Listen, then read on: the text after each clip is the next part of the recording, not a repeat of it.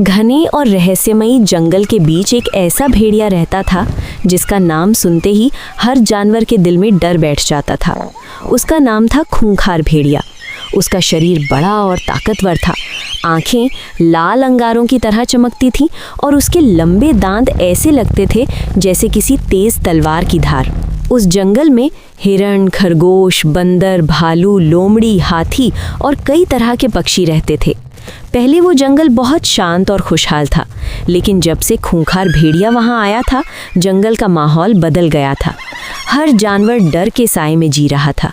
जंगल में डर का माहौल। एक सुबह हिरणों का झुंड नदी के पास पानी पीने गया।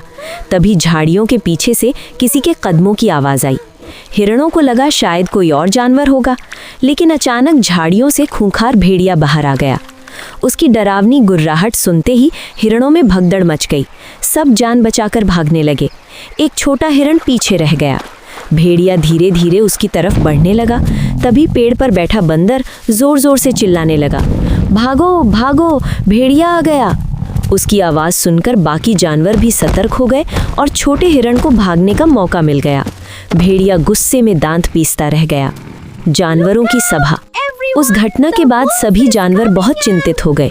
उसी शाम बड़े बरगद के पेड़ के नीचे जंगल की सभा बुलाई गई। हाथी, भालू, बंदर, हिरण, खरगोश और लोमड़ी सब वहां इकट्ठा हुए।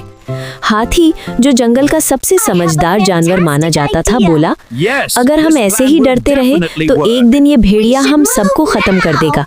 हमें मिलकर कोई उपाय करना होगा। लोमड़ी बोली, भेड़िया बहुत ताकतवर है, उससे सीधे लड़ना आसान नहीं है। तभी एक छोटा खरगोश बोला, अगर हम सब मिलकर काम करें तो हम उसे हरा सकते हैं।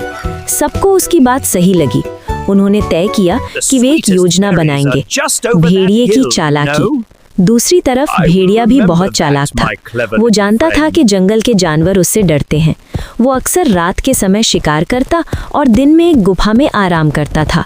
एक रात उसने सोचा, अगर मैं ऐसे ही शिकार करता रहा तो जल्दी ही जंगल खाली हो जाएगा।